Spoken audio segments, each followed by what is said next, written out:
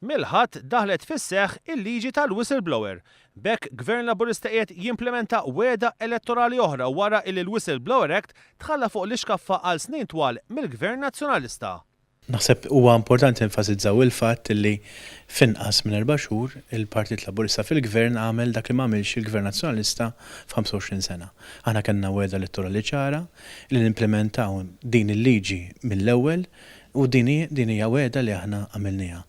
Għaddiet il-liġi mill-Parlament lejn nofs Lulju u ridna mbagħad nagħmlu x-xogħol amministrattiv kollu biex ikun hemm kollox fis-seħħ sabiex fil-15 ta' Settembru iċ-ċittadin ikun jista' jagħmel utilità minn din il-liġi importanti. Il-Whistleblower Act se twassal mhux biss għal bidliet sinifikanti fil-kultura Maltija iżda se żżid it-trasparenza u tagħmel lil Malta konformi ma' regoli Ewropej.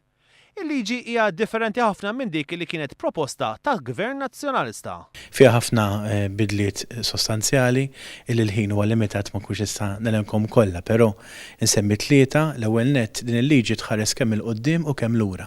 Jiġifieri xi ħadd li jkollu whistleblowing complaint dwar xi ħaġa li seħħet qabel daħlet fis-seħħ din il-liġi, ġifieri qabel illum jista' xorta waħda jagħmel użu mill-Whistleblower Act. Numru 2, din il-liġi tagħti inċentiv ukoll lil min għamel il-ħażin ma' ħadd ieħor biex jikxef il-ħażin li sar.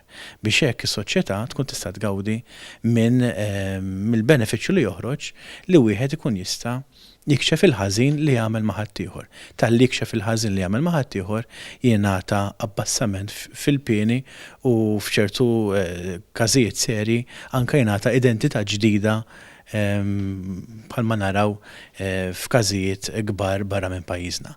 It-tielet ħaġa differenti kienet illi aħna mmodellajna din il-liġi ma' talim tal-Kunsill tal-Ewropa. Il-Kunsill tal-Ewropa toħroġ diversi talimiet u aħna rajna li din il-liġi tkun konformi 100% mal-prinċipji ewlenin tal-Kunsill tal-Ewropa. Fost oħrajn il-whistleblowing jagħti wkoll ċertifikat ta' immunità.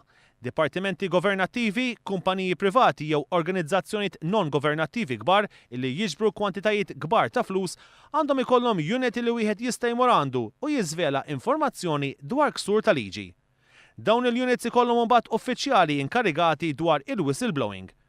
Permezz ta' din il-liġi wieħed jista' jiskopri kemm xi ħaġa dwar l-amministrazzjoni preċedenti u anke amministrazzjonijiet ta' qabel. Jistgħu jiġu żvelati wkoll dettalji fejn jitlu każijiet ta' qtil. Permezz tal-Whistleblowers Act se jkun imnaqqas il-bżonn ta' maħfra presidenzjali li iżda din xorta waħda se tibqa' teżisti.